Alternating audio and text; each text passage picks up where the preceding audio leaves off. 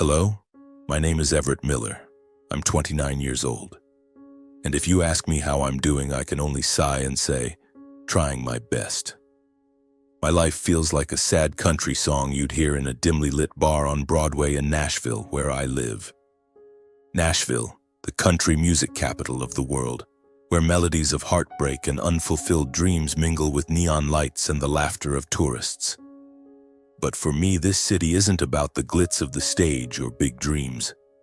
It's about long, exhausting workdays, late nights driving delivery under flickering streetlights, and worries weighing on my shoulders like a backpack full of stones. I live in a tiny rented apartment in East Nashville, where the walls are so thin I can hear my neighbors arguing about who forgot to take out the trash. The apartment is nothing special. A worn-out sofa, a tiny dining table, and a creaky bed that groans every time I lie down after a long day. But it's home, the place I return to every night, though sometimes I wonder what I'm even living for. I work 2 jobs to keep everything from falling apart. By day, I'm a customer service representative for Bramwell Utilities, a large utility company in the city. The job is like an endless battle, answering phone calls, listening to frustrated customers complain about their bills, weak water pressure, or broken streetlights, all while trying to keep my voice calm and professional. I sit in a small cubicle, headset clamped on, eyes glued to a computer screen, trying not to notice the clock crawling slower than a turtle. When my shift ends at 5 p.m., there's no rest. I rush to my car, open a delivery app, and become a delivery driver until late at night. Nashville's streets are so familiar I could navigate them with my eyes closed. But every trip, every package delivered is a reminder that I'm racing against myself, trying to keep my life from derailing. Why do I work myself to exhaustion? Because of family? No, not the family I dream of building with Claire, the wonderful woman I got engaged to last year.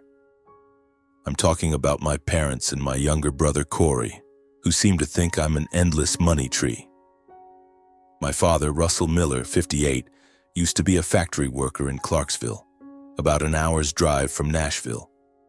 He retired early due to health issues, but if you ask me, I think he quit because he didn't want to face life anymore. Dad's addicted to gambling, poker games at local casinos, online football bets.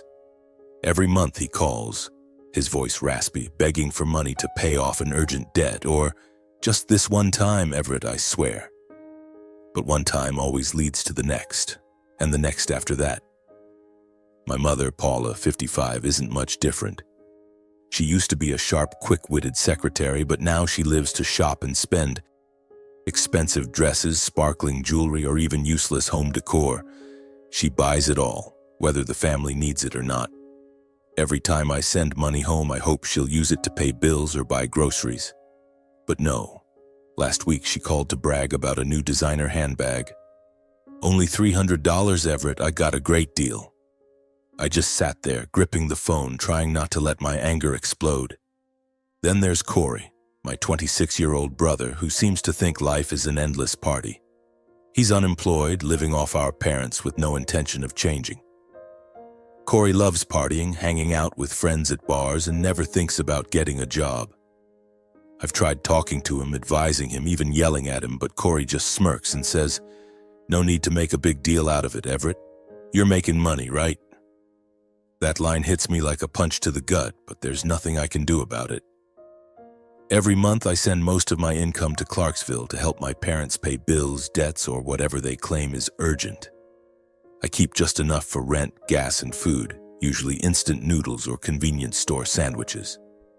Claire, my fiancée, worries when she sees me eating like that, but I just smile and say, "I'm fine, don't worry."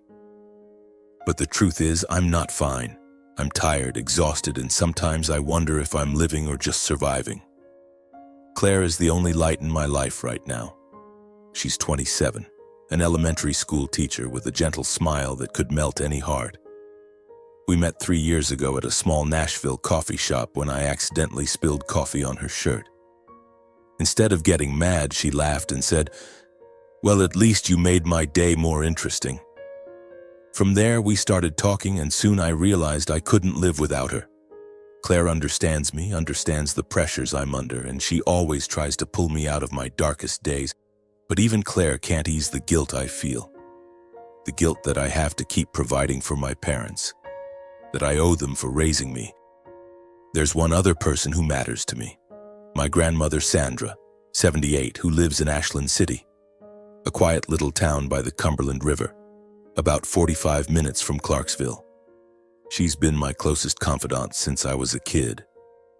When my parents were busy arguing about money or Dad was drunk after a night of losing at gambling, Grandma would hold me close, tell me stories, and make me feel safe. She's the only one in the family who doesn't ask anything of me, and the only one who dares to call out my parents' selfishness. "Everett," she once said, her voice stern but full of love, "your parents have no right to exploit you like this. You have to live for yourself too." I know she's right, but every time I think about cutting back on the money I send, my heart feels heavy. I'm the eldest son. I have a responsibility, don't I? Nashville, with all its beauty, sometimes makes me feel lost. I drive past Broadway at night while delivering, seeing crowds laughing and bands playing lively tunes in the bars. I hear the twang of guitars, songs about love stories, and I wonder, when will it be my turn to live a life like that? A life not weighed down by responsibilities, by phone calls demanding money, by the feeling that I'm running endlessly but never reaching the finish line? Yesterday, after finishing a delivery at 11 p.m., my phone buzzed. It was Mom. "Everett, I need $500 to fix the plumbing. The house is flooding. Can you send it now?" I stood there on the side of the road under the dim yellow streetlight, feeling my chest tighten. I knew the plumbing fix might be real, but it could just as easily be an excuse for her to buy something new. I sent the money like always and told myself, just this once. But deep down, I know there'll be more times. Claire sees how exhausted I am. Last night, when I got back to the apartment, she was waiting with a plate of homemade spaghetti, a rare treat compared to convenience store food. She took my hand, looked me in the eyes, and said, "Everett, you can't keep doing this. You're working yourself to death for them." I wanted to say something to reassure her, but no words came. Because she's right. I'm exhausted, and I don't know how much longer I can keep going. That night, lying in bed, I stared at the ceiling, listening to the faint sound of traffic outside. I thought about Grandma Sandra, her words. "You have to live for yourself." I thought about Claire, about the future we want to build, a small house filled with the laughter of children, a life where I'm not counting every penny to send to Clarksville. But then I thought about my parents, about Corey, about the accusations I know they'd hurl if I stopped providing. "You're ungrateful, Everett. You're turning your back on family." And the guilt rose again, like a beast gnawing at my heart. I closed my eyes trying to sleep, but sleep didn't come easily. I know I'm standing at a crossroads, but I'm not ready to turn yet. Not now. Maybe tomorrow or the day after I'll find the courage. But tonight I just want to rest, even if only for a few hours before the alarm blares and pulls me back into the endless grind. The alarm clock cuts through my fitful sleep at 5 a.m. I roll out of bed, my body aching as if I'd just run a marathon. My head buzzes, not just from lack of sleep, but from thoughts spinning like a country song stuck on repeat. I brew coffee, throw on clothes, and brace myself for another day at Bramwell Utilities, where I'll sit in my tiny cubicle listening to grumpy customers while trying to keep my voice steady. Today is a significant day. It's the anniversary of my grandfather's passing. It's been 12 years since he died. Claire and I have planned to drive to Ashland City to visit Grandma Sandra. I know this trip won't just be about remembrance. Grandma has a way of seeing right through me, and I need that now more than ever. That evening, I take the night off from deliveries and pick up Claire in my beat-up old truck that's been with me for over 6 years. Claire sits in the passenger seat, her hand gripping mine, warm and steady. "Are you okay, Everett?" she asks, her voice soft but laced with concern. I nod, avoiding her eyes, afraid she'll see how much of a mess I am. The road to Ashland City winds through lush green fields and the shimmering Cumberland River under the early evening sun. I love this place, its peacefulness, the way everything seems to slow down as if time isn't in a rush here. Grandma's house sits at the end of a dirt road, small but cozy with pots of blooming geraniums on the porch. As I step inside, the smell of freshly baked butter cookies fills the air, and Grandma stands there, her eyes lighting up when she sees us. "Everett, Claire," she calls, hugging us so tightly I feel my bones creak. Come in, I've made cookies." We sit around the old wooden table in the kitchen, where I used to spend hours as a kid listening to Grandpa tell stories about his days working on the river. Today, the air feels heavier. Grandma sets a plate of cookies in front of us, but her eyes are locked on me as if she can see the weight of the world on my shoulders. "You look awful, Everett," she says bluntly, no sugarcoating. "Your eyes are sunken, your face pale as a ghost. What's going on?" I want to laugh, to say I'm fine, but the words stick in my throat. Claire squeezes my hand under the table, giving me the strength to speak. "Grandma, I'm exhausted. Work, Mom and Dad, Corey, everything. I don't know how much longer I can keep this up." As the words spill out, it feels like a dam breaking, and everything I've bottled up comes flooding out like a river. I tell her everything. The grueling workdays, the constant calls from Mom demanding money, Dad's pleas to cover his gambling debts, and Corey, who seems to think I'm an ATM. I talk about the guilt that weighs me down every time I consider saying no. The fear that if I stop providing, the family will fall apart. Grandma listens without interrupting, but I see her hands tighten around her coffee mug as if she's holding back anger. When I finish, Grandma lets out a deep, heavy sigh, as if she's taken my pain into her own heart. "Everett," she says, her voice firm but gentle, "you don't owe your parents your entire life. They raised you, yes, but that was their responsibility when they chose to have you. You have the right to live for yourself, for Claire, for your future." She glances at Claire, then back at me. "Do you think your grandfather would want you to live like this, exhausted with no strength left for yourself?" Her words hit like a knife, not because they hurt, but because they cut straight to the truth I've been avoiding. I look down, fidgeting with a cookie on my plate, searching for a way to argue back. But then Claire speaks, her voice trembling but resolute.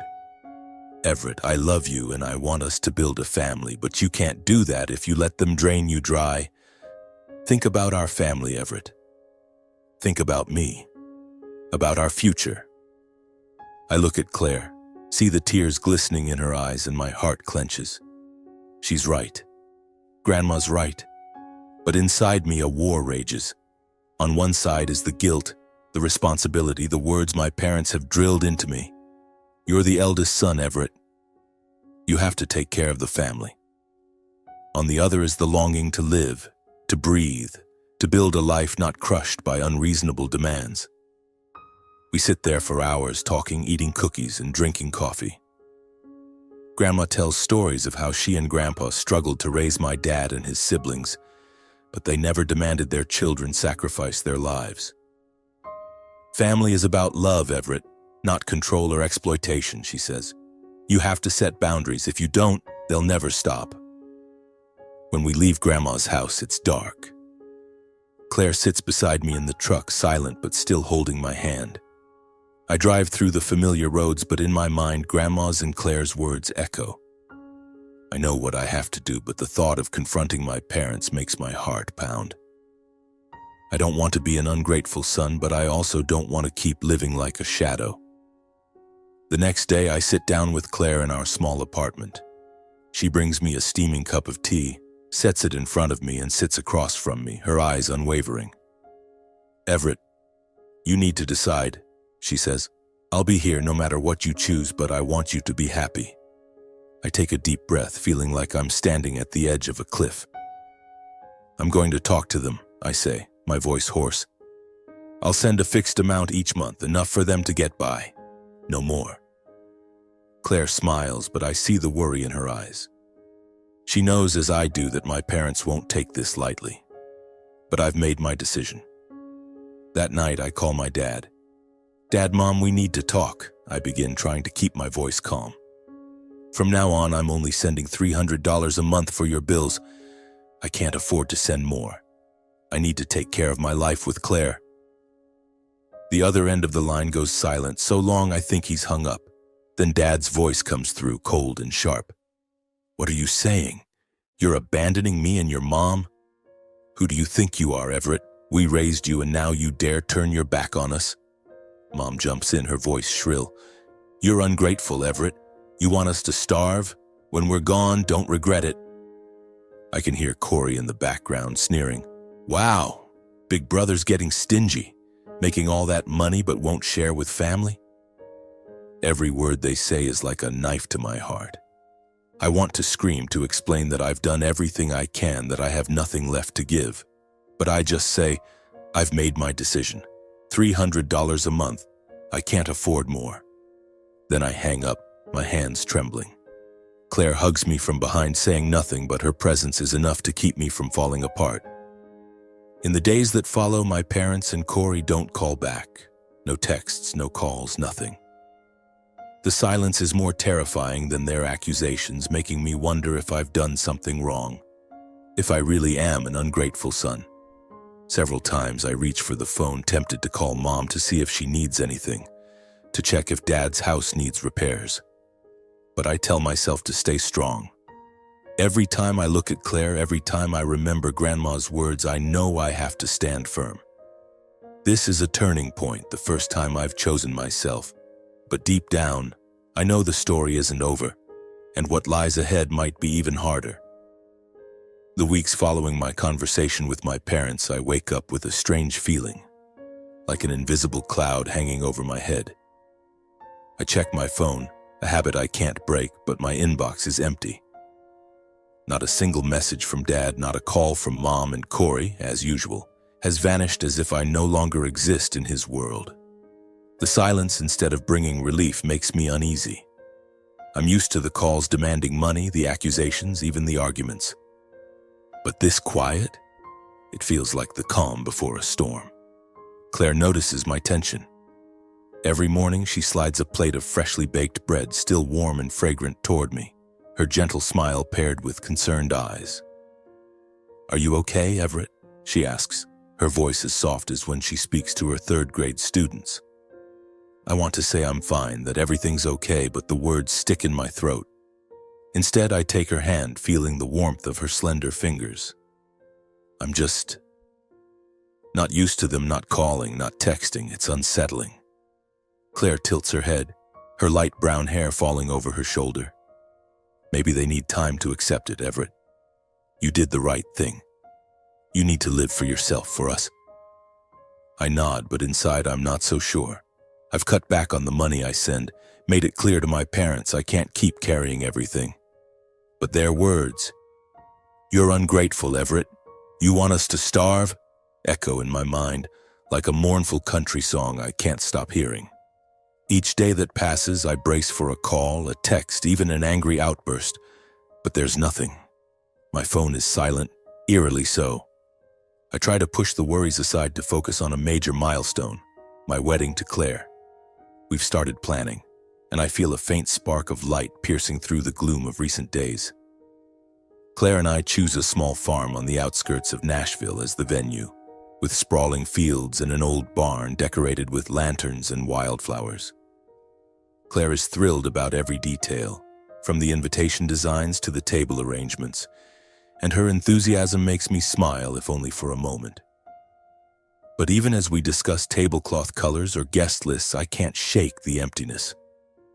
My parents haven't asked about the wedding, despite the invitation I sent. Corey hasn't responded to my text asking him to be a groomsman.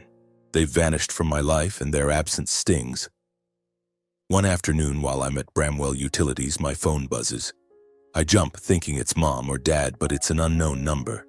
I answer, my voice shaky. "Hello?" There's silence on the other end, just heavy breathing. Then a low, distorted voice, as if filtered through an app. "You'll regret this, Everett." That's it. Then the call ends. I sit there clutching the phone, my heart pounding. Who was it? Dad, Corey? Or just a stupid prank? I try to tell myself it's no big deal, but the unease clings to me like a shadow. I don't tell Claire about the call. She's already got enough to worry about, and I don't want to scare her. But a few days later, a text comes from another unknown number. Think you can get away? Watch your back. This time a chill runs down my spine. I trace the number, but it leads nowhere. Probably a burner. I start paying more attention when driving deliveries at night, feeling like someone's watching me from Nashville's dark corners. The once familiar streets now carry a sense of menace, as if every streetlight hides a secret. I call Grandma Sandra, hoping her voice will soothe my growing paranoia. She listens as I spill everything, her tone calm but laced with concern. "Everett, you need to be careful," she says. "Your father, Russell, when he's angry, he can do foolish things. Remember when he smashed the neighbor's window over a debt dispute? Don't take this lightly." Her words make me shudder. I remember that incident from when I was a kid and how Dad smirked when the police showed up as if he feared nothing. Would he really do something to get back at me? Or Corey with his reckless attitude and glee at my misery? I try to reassure myself that my parents are just angry, that they wouldn't go so far as to hurt me. But every time my phone buzzes, every time I get a text from an unknown number, my heart races. Claire starts to notice my tension. One evening, as we're watching a movie on our rickety old sofa, she turns off the TV and faces me. "Everett, you're hiding something, aren't you?" I hesitate, but her eyes, worried yet resolute, make it impossible to lie. I tell her about the calls, the texts, and the growing unease inside me. Claire grips my hand, her face paling. "Everett, we need to report this to the police. This isn't a joke." I shake my head, forcing a weak smile. "No, Claire, they're probably just trying to scare me. They won't do anything." But even as I say it, I'm not sure I believe it. Claire doesn't push, but I notice her checking the door locks more carefully each night, and she texts me often during my late-night delivery shifts. As the wedding approaches, my joy is overshadowed by my family's isolation. I sent invitations to my parents' house in Clarksville, but got no response.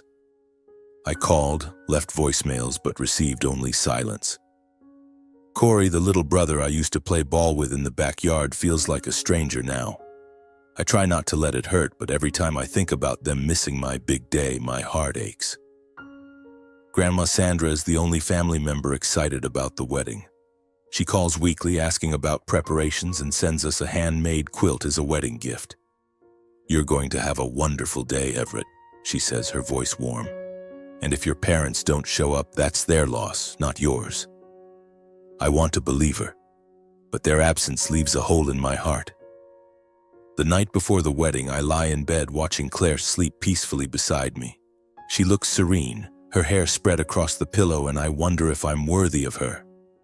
I've chosen her, chosen our future, but why do I still feel so unsettled and tense? The wedding day arrives under the golden glow of a May morning in Nashville. The small farm on the outskirts where we chose to hold the ceremony looks like a painting. A sprawling garden surrounded by vibrant wildflowers and strings of lanterns dangling from tree branches.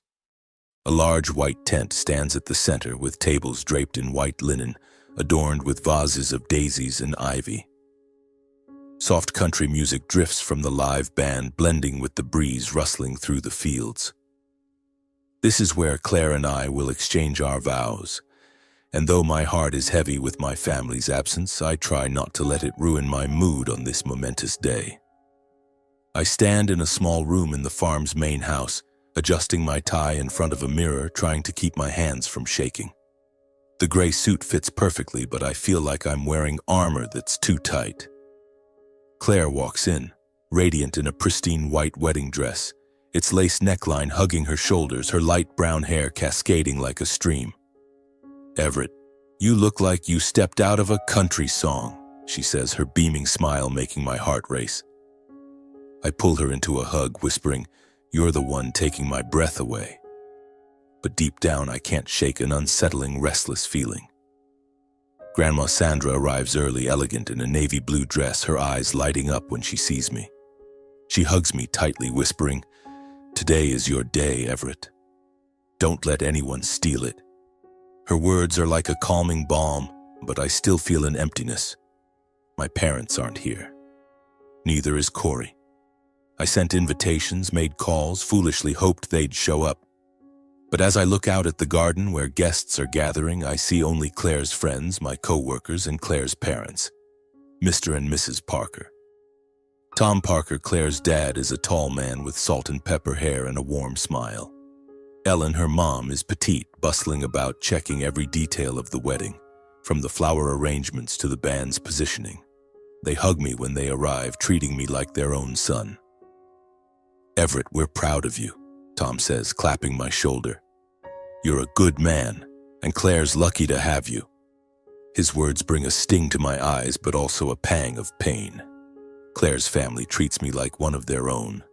So why has my own family turned their backs? The ceremony begins under the radiant sunlight. Claire walks toward me holding a bouquet of wildflowers, her eyes sparkling like stars. As we exchange vows, the world narrows to just the two of us. "Everett," she says, her voice trembling, "I promise to stand by you no matter how hard life gets. You are my home." I hold her hand, fighting back tears. "Claire, I promise to give you the life you deserve, a future we'll build together." As we exchange rings, the crowd claps. Grandma Sandra wipes tears from the front row, and the Parkers beam. In that moment, I feel like I can conquer anything. The reception unfolds in the white tent, aglow with lanterns and filled with laughter. The band plays lively country tunes, guests dance, and Claire pulls me onto the dance floor, laughing as I clumsily follow her lead. Tom and Ellen join in, Tom belting out a Johnny Cash song, making everyone roar with laughter. But every time I glance at the entrance, I hope in vain that my parents or Corey will walk in. They don't. Claire notices the emptiness in my eyes, squeezes my hand, and whispers, "Today is ours, Everett. Just us." I nod, trying to lose myself in the joy, but last night's threatening text lingers like a thorn in my heart. Then everything falls apart. In the middle of the reception, as I'm talking with Grandma Sandra, a young staff member with her hair in a high ponytail rushes over, her face pale. "Mr. Miller, there's a package for you," she says, her voice shaking. It's weird. No sender's name, and there's a noise inside, like something's crawling. My heart pounds, the recent threatening messages flashing in my mind. I glance at Claire, who's standing with Ellen, her eyes full of worry. "I'll check it out," I say, trying to sound calm, but my hand trembles as I hold my wine glass. The package sits on a side table at the edge of the garden, away from the tent. It's a large wooden box, its rough surface wrapped in worn brown craft paper with no indication of a sender. Small holes drilled into the lid make my hair stand on end, and from inside I hear a rustling. Not paper or objects clattering, but something alive, moving. Claire grips my arm, her voice breaking. "Everett, don't open it." "Call someone, please." Tom steps forward, his expression stern. "You sure about this, Everett?" "Let me get security to check it." But I shake my head, a strange stubbornness rising in me. I need to know. I need to face whatever's waiting. Curious guests start to gather, some leaving their tables to get closer. Grandma Sandra stands a few steps away, clutching her handkerchief, her eyes uneasy. I grab a knife from a table, its blade glinting under the lanterns. Claire holds my arm, her breathing rapid. "Everett, please be careful." I take a deep breath, my heart pounding like a drum, and slowly lift the lid. Time seems to freeze. Then a black wave surges from the box. Dozens of giant tarantulas, their hairy bodies and long legs scrambling like a living nightmare. They spill out like a flood, crawling over the table onto the grass, up Claire's wedding dress onto Tom's shoes. Screams pierce the garden, sharp as shattering glass. A young woman trips while running, her dress catching on a chair, pulling a table crashing down. Wine glasses shatter, red wine spilling like blood on the grass. A child wails, their mother clutching them tightly as she runs into the tent. "Spiders! Spiders!" Someone screams, voice frantic. The tarantulas scatter everywhere. One crawls up Ellen's arm, making her shriek and fling her pearl bracelet to the ground. Claire grips my hand, her nails digging into my skin, her face ashen. "Everett!" she cries, her voice lost in the chaos. I pull her back, brushing a spider off her dress, my heart racing like it might explode. "Don't be scared, Claire, I'm here," I say, trying to stay calm, but I'm shaking too. Guests scatter in panic. Grandma Sandra stands frozen, hand clutching her chest, her eyes blazing with anger. "Everett, this is your father. I know he did this. Only he's twisted enough." Her words hit like a knife, confirming what I'd suspected. Dad, Corey. They wanted to ruin this day, to hurt me. I tell the staff member, "Call the police, call animal control now." Claire clings to me, trembling, her wedding dress stained with grass and dirt. Tom uses a long stick from a table to push the spiders away. "Everyone stay calm," he shouts, his voice booming, but no one listens. The wedding has become a nightmare, filled with screams, running, and the sound of breaking glass. The police and animal control arrive after 10 agonizing minutes. They wear protective gear, carrying metal cages, capturing the spiders with astonishing calm. The tarantulas are locked away, their legs twitching in the cages, sending shivers down my spine. A police officer, a woman with her hair tied back tightly, takes my statement. "Do you have any suspicions about who's behind this?" she asks, her eyes sharp. I glance at Claire, at Grandma, then shake my head. "I don't have proof," I say, though in my heart I know. Dad, Corey, the anonymous texts, the threats, it all points to them. The reception slowly regains order, but the joy has been stolen. Guests sit back down, whispering to each other, their eyes filled with pity as they look at Claire and me. Claire tries to smile, tries to pull me onto the dance floor, but I see her tremble whenever someone mentions the spiders. I hold her, whispering, "I'm sorry, Claire. I didn't want this day to turn out like this." She shakes her head, eyes glistening. "It's not your fault, Everett. But we have to stop them. They can't keep hurting us." That night, after the guests leave, I sit with Claire, Grandma Sandra, and the Parkers in the farm's main house. Grandma holds my hand, her voice trembling with anger. "Everett, this isn't family, this is revenge. You have to confront them." Tom nods, clapping my shoulder. "You're not alone, Everett. We're your family." Claire hugs me, whispering, "We'll get through this, Everett. Together." I nod, but inside anger burns. I know I have to face my parents, face Corey. I know this story isn't over, but in that moment I just want to hold Claire, to cling to the last scraps of happiness from our wedding day, before stepping into the next battle. The early morning sunlight filters softly through the window of our small East Nashville apartment, making dust particles sparkle like tiny flecks of light in the air. Claire is still asleep, her breathing steady, her face peaceful as if the nightmare of our wedding day was just a fleeting dream.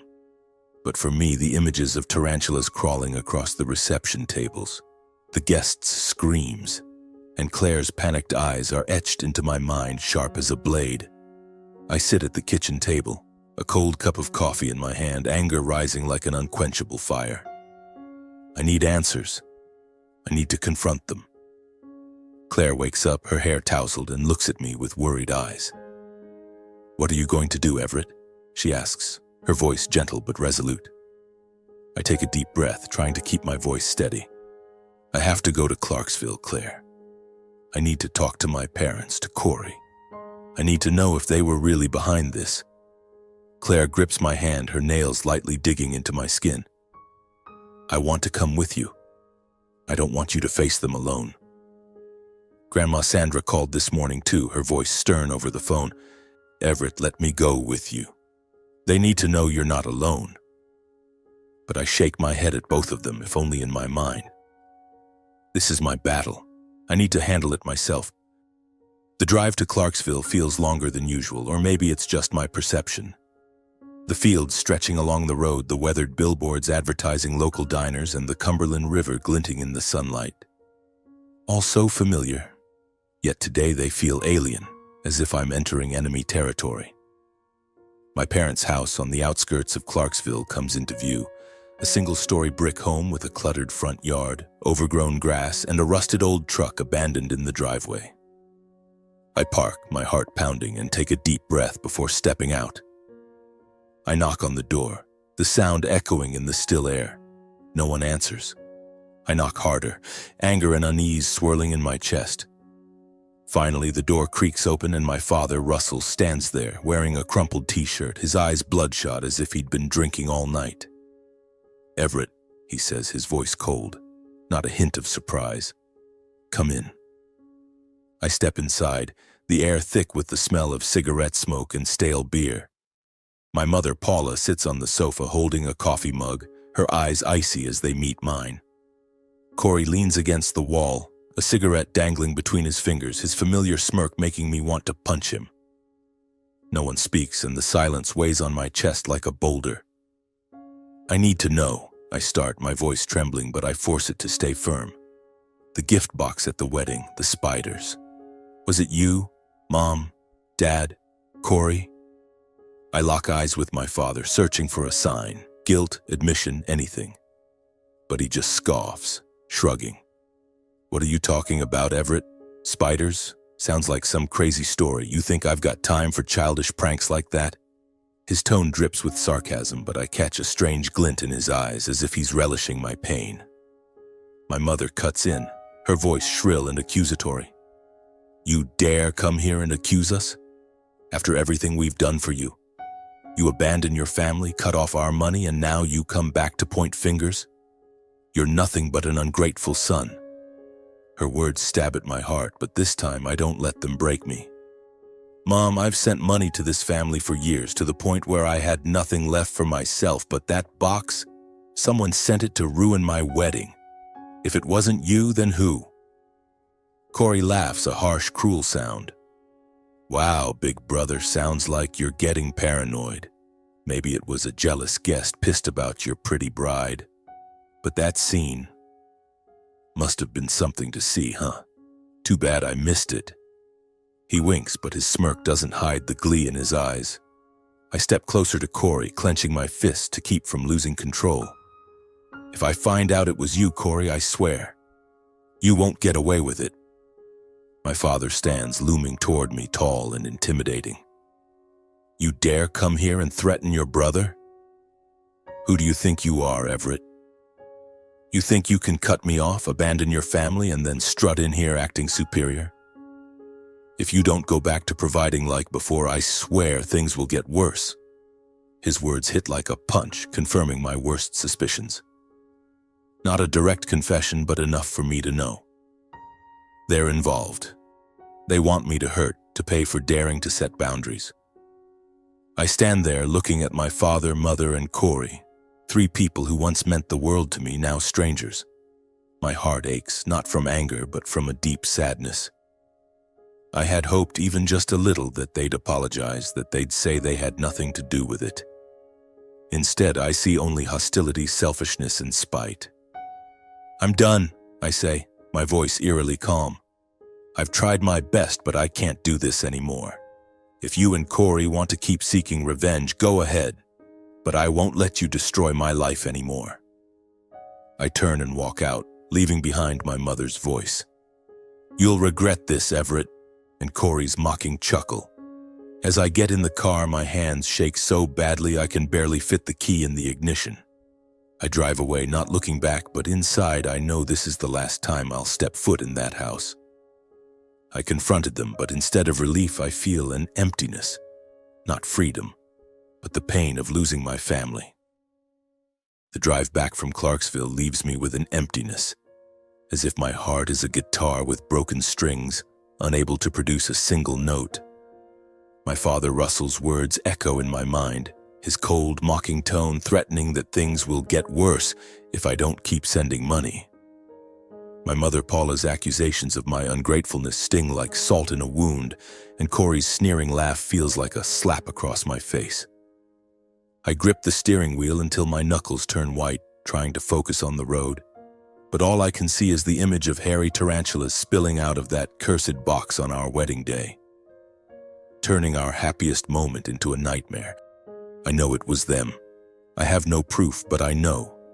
And that truth burns inside me like a fire, mingling with anger and a grief that won't fade.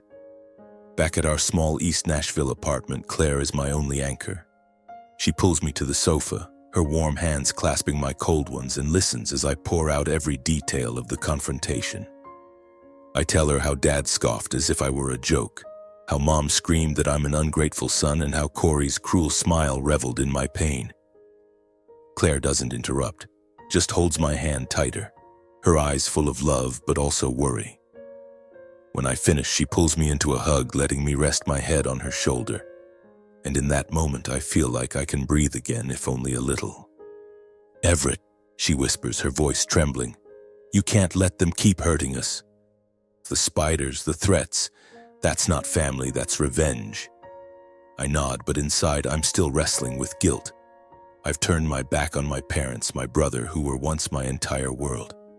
But Claire's right. This isn't family. This is control, exploitation, and now cruelty. My phone buzzes and I flinch, thinking it's another threatening call. But it's Grandma Sandra. "Everett," her voice is firm yet loving over the phone. "You did the right thing confronting them. But you can't let them continue. You have to protect yourself, protect Claire. They don't deserve your love."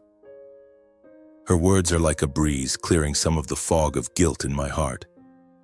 Grandma has always understood me best, and she knows how far my parents, especially Dad, can go when angry.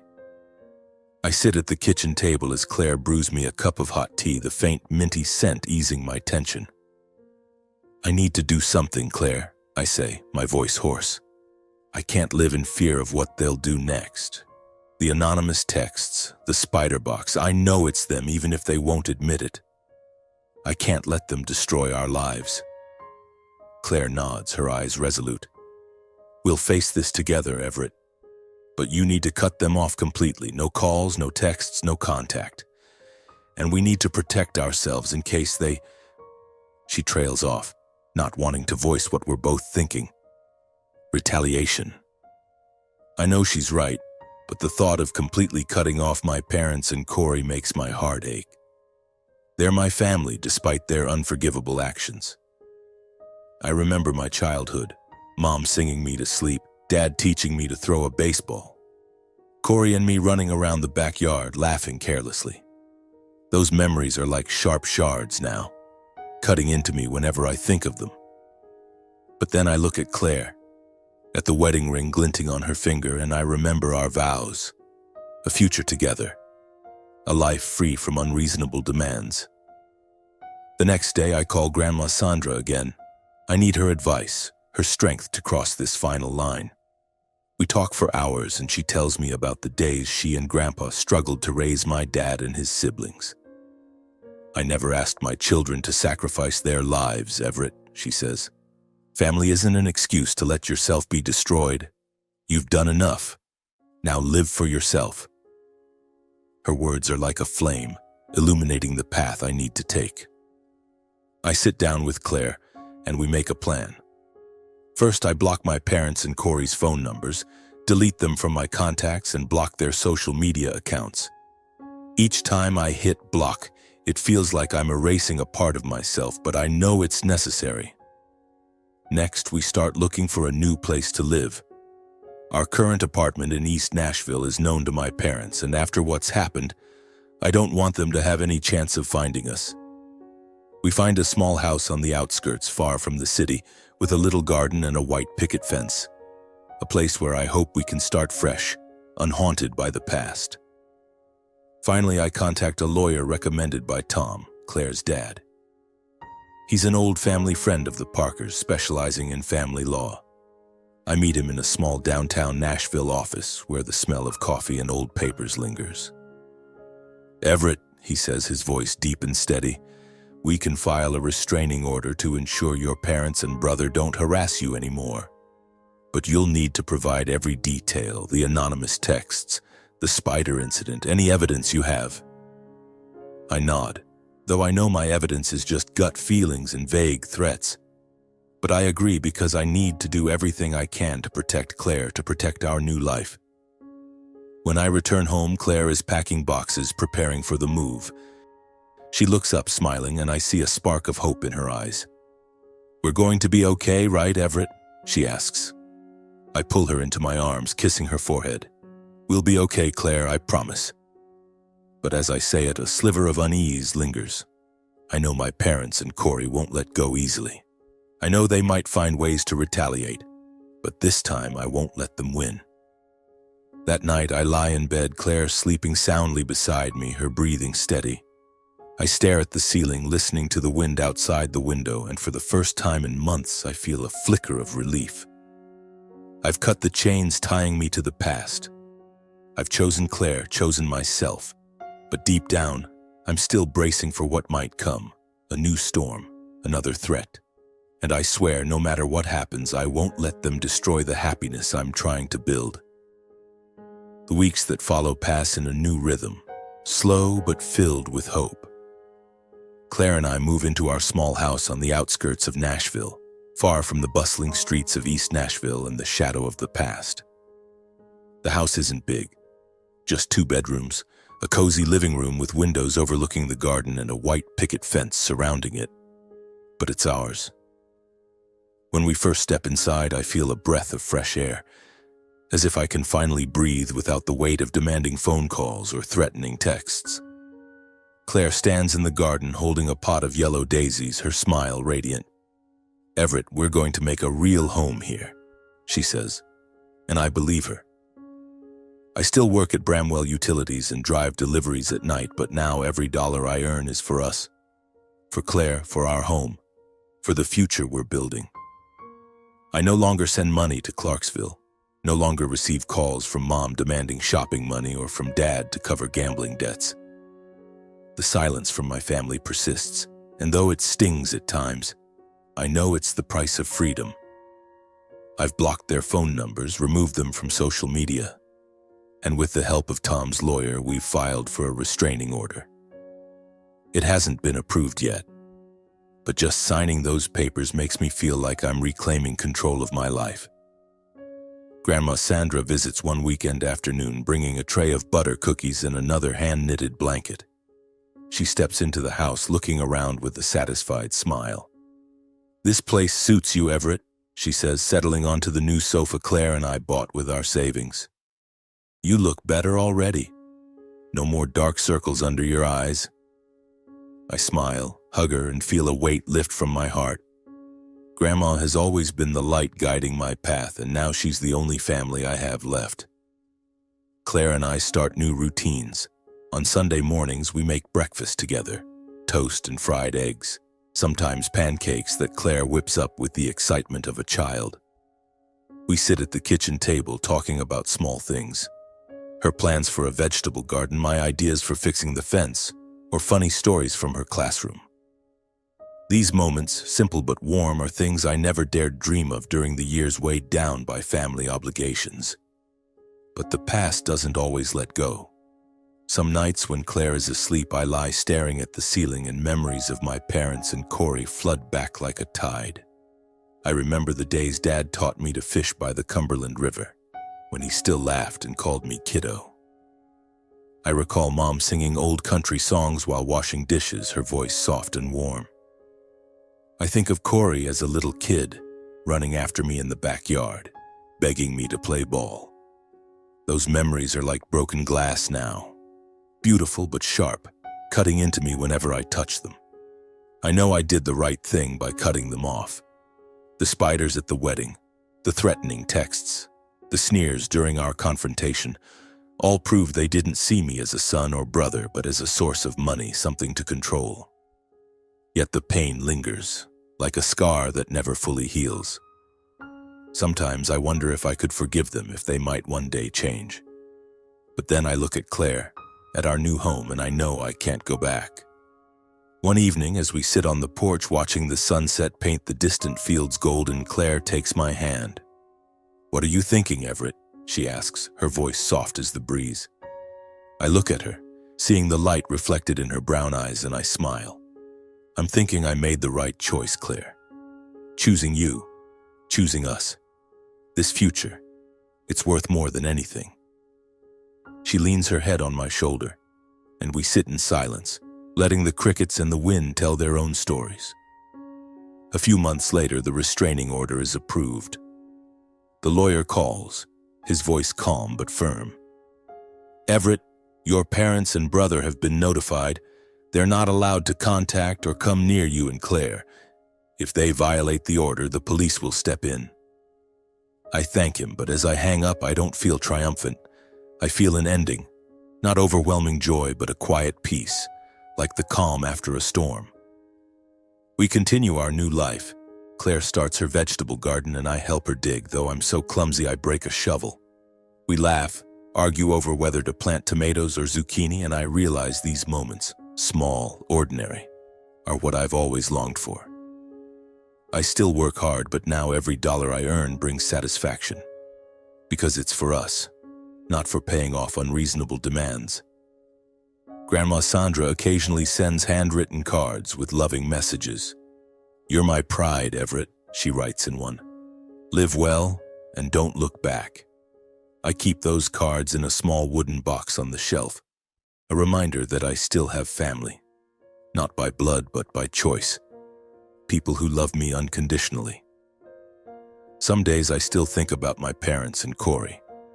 I wonder what they're doing, if they regret anything, if they'll ever realize what they've lost. But I no longer let those thoughts drag me down. I've learned that family isn't an excuse to accept exploitation or hurt. Family is about love, support, and growing together, not control or revenge. And sometimes, to find true happiness, you have to find the courage to cut ties with toxic relationships, no matter who they are. One evening, as Claire and I stand in the garden watching the yellow daisies bloom under the moonlight, I take her hand. I made the right choice, Claire, I say, my voice steadier than ever. Our future is worth more than anything. She smiles, resting her head on my chest, and in that moment I know that no matter how painful the past was, I've found my path. A path to a new life, where I'm no longer an ATM but a husband, a man with a real family to love and protect. Reflecting on the journey I've been through, I realize that life isn't a sad country song, where you're forever trapped in the low notes of pain and obligation. I once believed that family was everything, that I had to sacrifice it all, my health, my happiness, my future, to provide for my parents and Corey, to uphold the label of a dutiful son. But those years, filled with relentless calls for money, mocking words, and the horrific spider box at our wedding, taught me a costly lesson. Family isn't a chain that binds you to exploitation or control. Family is important, but it must be built on love, respect, and mutual support. When family becomes an excuse for others to manipulate, threaten, or hurt you, it ceases to be family. It took me years to understand this, to find the courage to cut the ties with my parents and Corey, people I once loved unconditionally but who pushed me to the brink of exhaustion.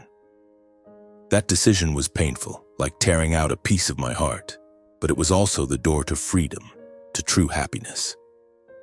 Now standing in the small garden of our suburban Nashville home, holding Claire's hand under the moonlight, I know I made the right choice. Claire, Grandma Sandra, and the Parker family have shown me what real family looks like. Warm embraces, selfless encouragement, and simple moments brimming with love. Sometimes to find happiness, you have to let go of toxic relationships, even if they're with blood relatives. You have to choose yourself. Choose the people who truly love and value you. If you're standing at a crossroads like I once was, listen to your heart. Don't let guilt or duty trap you in a cycle of suffering.